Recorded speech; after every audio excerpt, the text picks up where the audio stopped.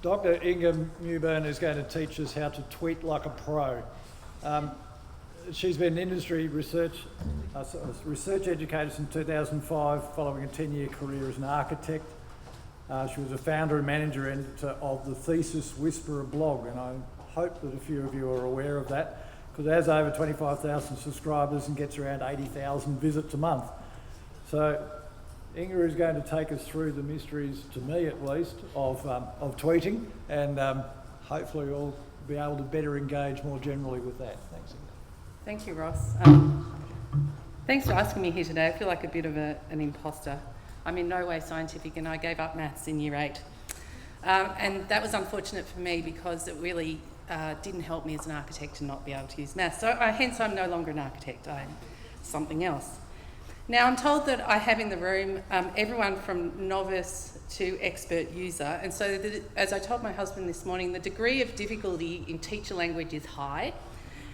So what I have to do here is manage not to bore the experts and yet excite the newbies. So onward and upward, we'll give that a try. I hope I hit the forward button.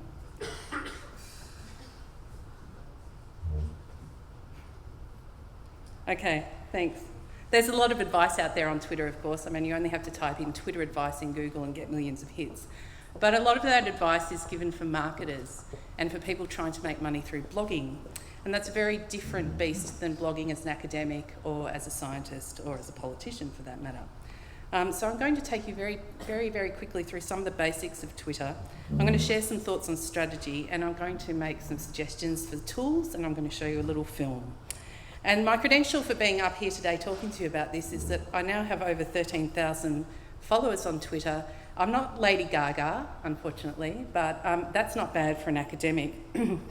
But I must tell you that it took me nearly 4 years and over 40,000 tweets to make this happen. I was also blogging. I was also very active on Facebook. So Twitter is an allied channel. It's not my sole channel. And the reason that I've grown so big on Twitter is the work I do everywhere else. I've learned a lot along the way in this Twitter journey, so I'm going to help you level up more quickly than I did. And I've set up, if you follow me on Twitter right now, I've set up a number of tweets to go out as I talk that have all the links to the things that I'm going to point out. So if you want to follow up on anything of interest, you can. Now, a lot of people... Forward? Yes, it's just a bit slow. Okay, thanks. Now, when you first go on Twitter, it's a bit confusing. It's a bit like reading a whole bunch of real estate ads. There's all this code and all this shortening.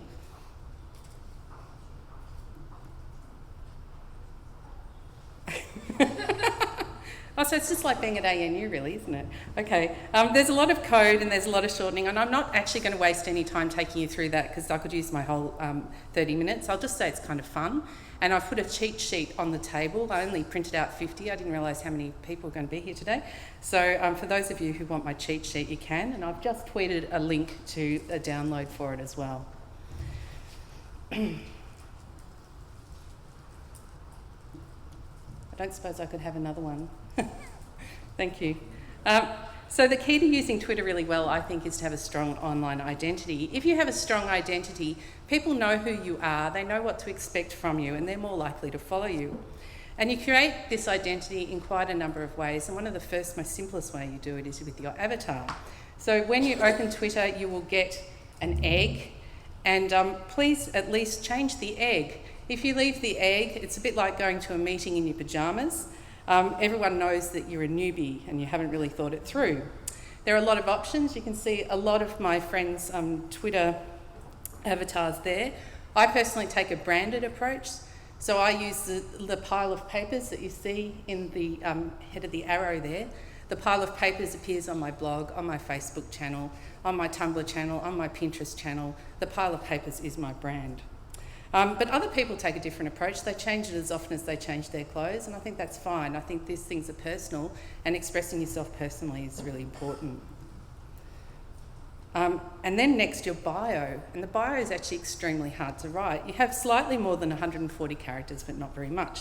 And it's actually been called a postmodern art form. And I think the only advice I can really give you about the bio is to read lots of other bios and see where you fit in, steal ideas.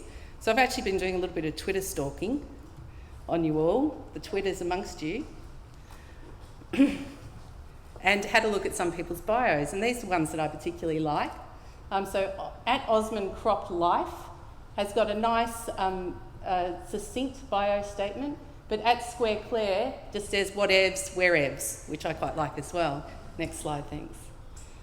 And we've got Michael Murphy up there. I like this, professional astronomer but amateur human. So humour always works really well. And David Parkinson is talking about travelling, occasionally researching.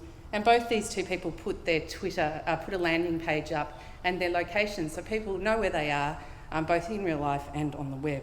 And that also adds to building a sense of who they are as a person, their identity. Next slide, thanks. Now, there are some little tricks, not very many tricks to Twitter, but sometimes you wonder, why do people put a full stop in front of that Twitter handle? What is that doing? Well, every time a handle or your name, your Twitter name is mentioned, you'll see it in your mentions column. So she's making sure that I will see this tweet later. If she didn't put the full stop there in front of my name, only a limited number of people can see it. And on my cheat sheet, I describe this technique as like pinning a note to the wall. It's a note to a friend, but everyone passing by can see it. And moving the handle around inside the tweet is a way to moderate your voice so you don't shout so much, but I'll get to that a bit later. Next one, thanks. And hashtags. So why do people put that hash symbol in front of things? Well, briefly, it creates a link out of any string of characters. And if those sort of string of characters become common, then they become a sort of semi-permanent link. So PhD chat is one that everyone is talking on all the time who is interested in doing PhD. Okay, so there's ephemeral hashtags and there's permanent hashtags. I won't get too bogged down in that. Okay, next one, thanks. Now, the thing about Twitter, and I think the thing that freaks people out the most, is that at a certain point, you just can't keep up with it. You can't read every tweet that's coming along. And some people think about this like a fire hose in the face. I prefer to think about it like a waterfall. Sometimes you put a cup under it and you just catch what you need to know. And I think many people prefer Facebook or other social medias because of this constant stream of information. But I like to think about it as Facebook being a bit like a suburban street. As you stroll through your page and you're looking at the status updates, you're looking and you're peering through a window into other people's dinner parties. You can see a conversation taking place. It's quite sedate. It's quite slow, and it's usually a bunch of people you already know, friends and friends of friends. By contrast, Twitter's a bit like hanging out in the pub. You're pushing through a crowd of people and loud music is playing. And you sometimes find yourself near a table of people talking together, but most of the time it's just lights and noise. And it's more fun, I think, because you meet more new people in a pub than you do at a dinner party, but it's also very easy to make a fool of yourself. And I often say that I'm glad that I turned 40 before Twitter was invented for that reason. Okay, so next slide. So this might interest you as an audience of academics in some part, or as policymakers. Lately, Twitter's been put forward as a really good way to drive up your academic downloads and citations.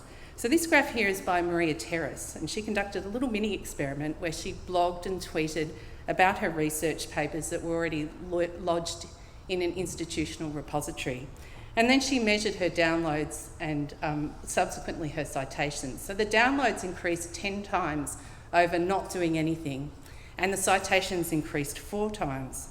So that's an interesting result, but of course just one data point. So I have replicated that.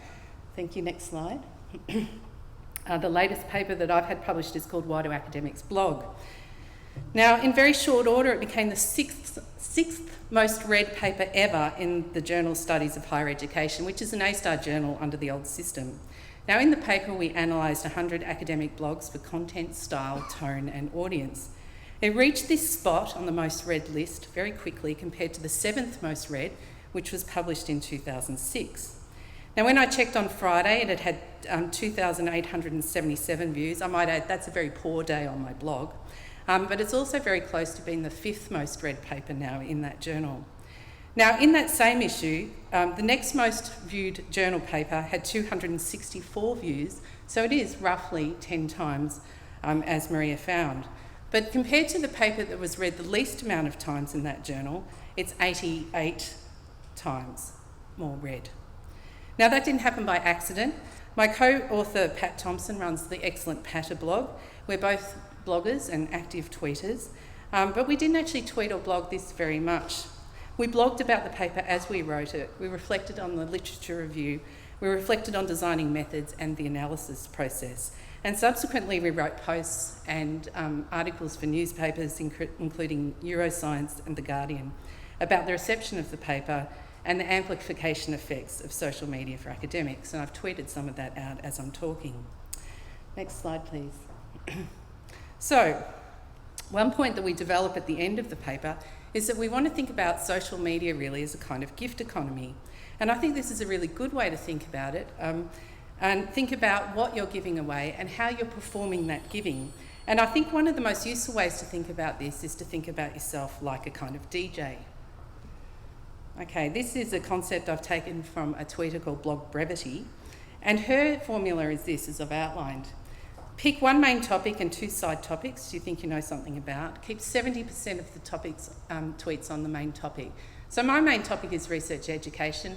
My main topic really is helping PhD students to finish their PhD. So 70% of the tweets I send out will be in some way useful for that activity. The rest of them are just things I'm interested in, academic work-life balance, and food.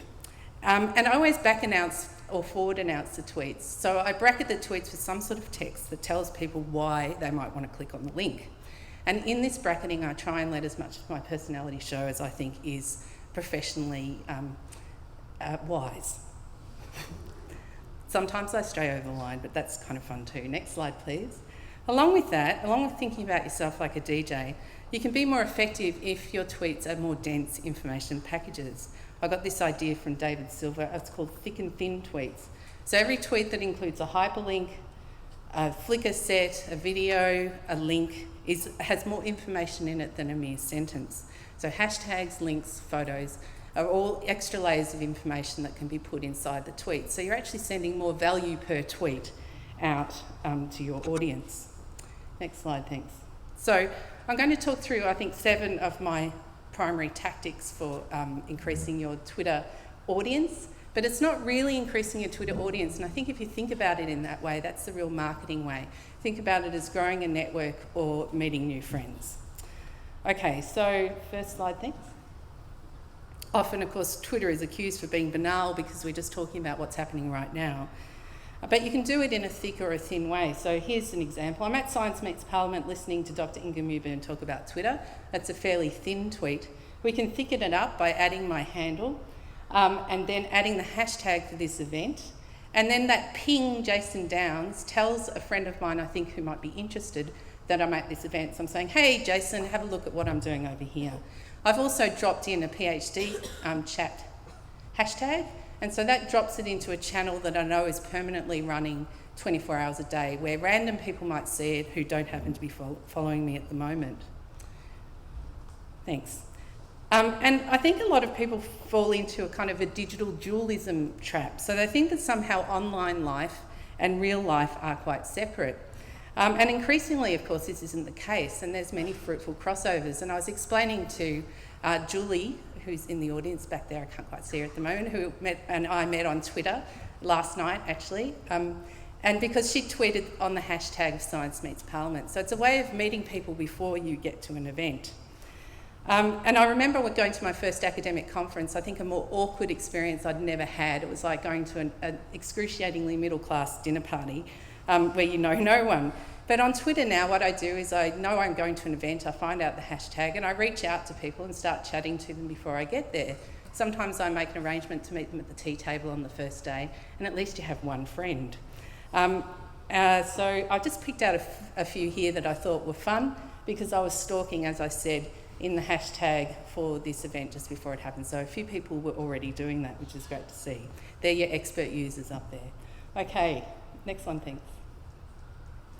Now, I said to Jill when I met her at morning tea that if you're the sort of person who likes to share links through emails, then you'll love Twitter. If you're the sort of person who finds something and thinks, oh, so-and-so will love this, and you shoot it off to so-and-so and shoot it off to the other person, then Twitter's great for that.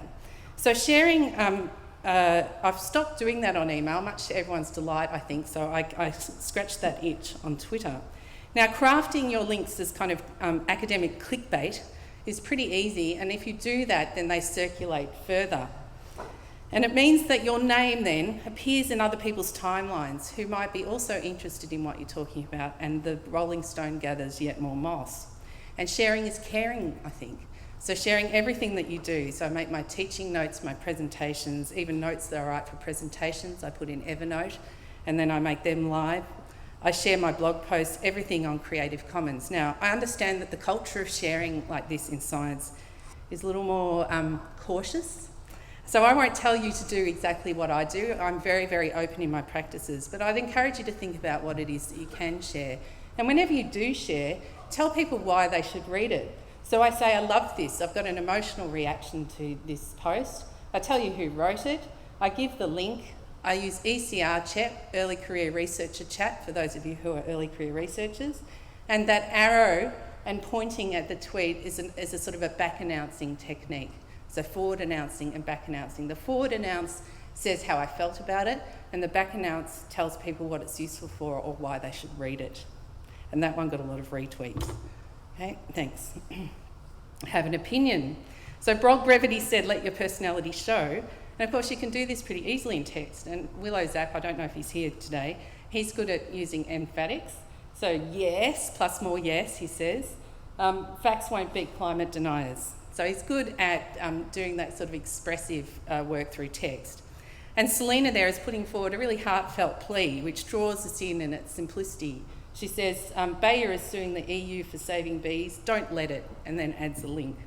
And then finally David there, I still don't like the word agnostic, it's too fancy. I'm simply not a believer, but as simple as. Now, this is a really good technique that David's using here.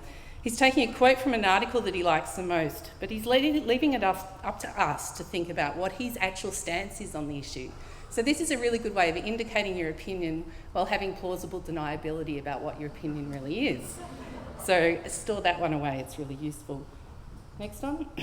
Now, research has shown, you love that phrase, don't you? Research has shown that posts with pictures average 35% more retweets than those without, while videos result in a 28% boost. But it also showed that this is really context dependent. So videos show a boost in tweets about music, but not so much in tweets about other topics. And same with images. So I haven't, of course, done any research on this, but anecdotally, I think in the academic space, I've found that links that have pictures that are explanatory diagrams or graphs get far more clicks than random shots of food, although I do this as well. And I run a Tumblr blog called Refreshments Will Be Provided. It's an ongoing sociological examination of food in academia. Actually, it's a bit of research I could do without getting ethics approval because I don't take any pictures of human and the food is already at risk of being eaten. And people can share their own pictures on my Tumblr blog, and that way I build a bigger, richer, more in-depth data set than I could ever do on my own. But that's a talk for another time. Crowdsourcing data, crowdsourcing money is a really exciting area that Twitter can help us with.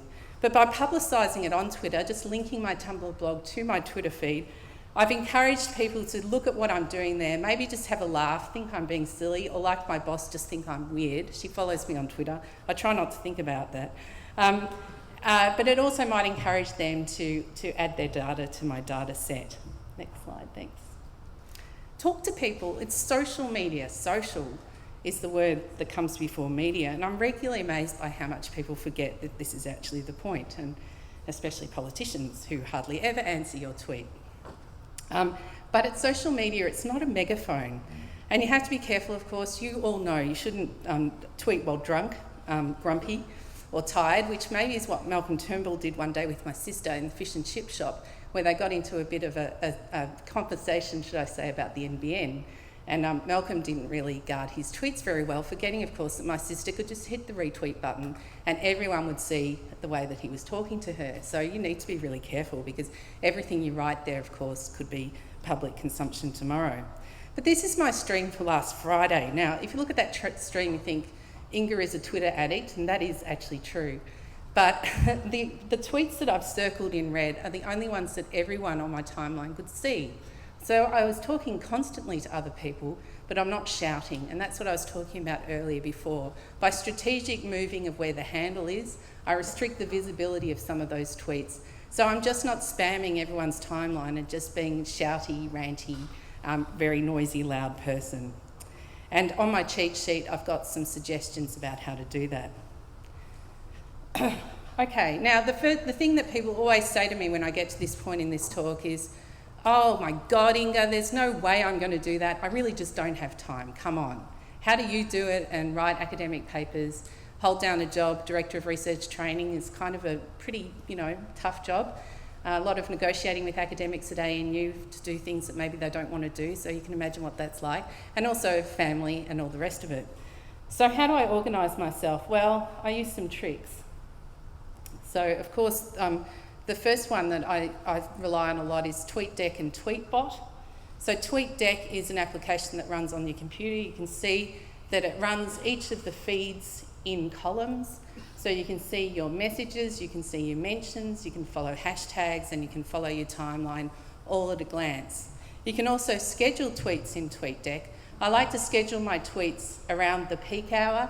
So the morning commute, the afternoon commute, lunchtime, and around 8 o'clock at night. That's when I find that most people are reading Twitter. So I don't want to necessarily be on Twitter at lunchtime, but I want my avatar to be on Twitter doing my work for me. So I schedule tweets in TweetDeck. I had my last slide there, which was a slide with all my, my contact details on it, but maybe I'll just throw open to questions if you've got it, particularly any questions about the tools. I'm happy to answer.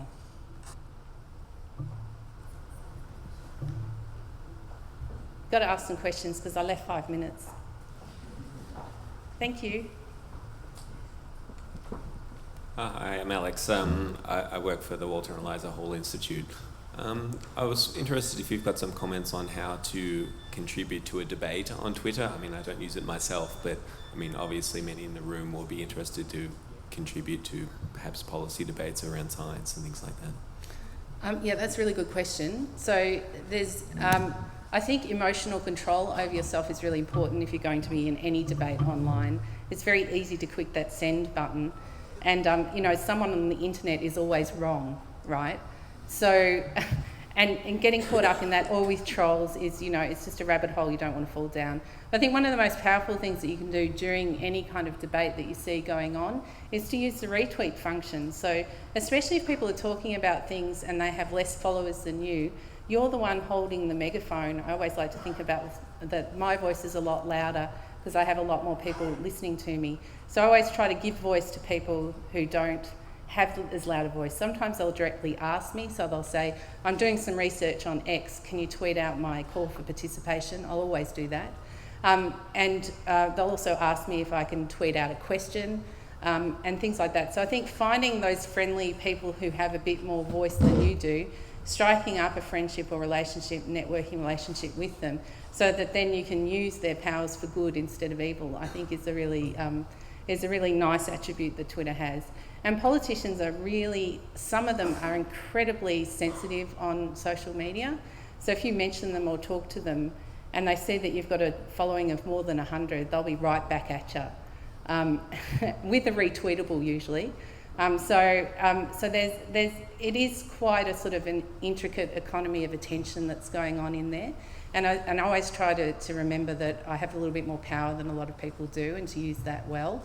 And I think a lot of people like that are out there. And I've noticed amongst the science community that you have a lot of people who have a lot of followers and they can really help you get words across. And I would also say, look for those hashtags that are permanent, that have people like you who are interested in things that you do.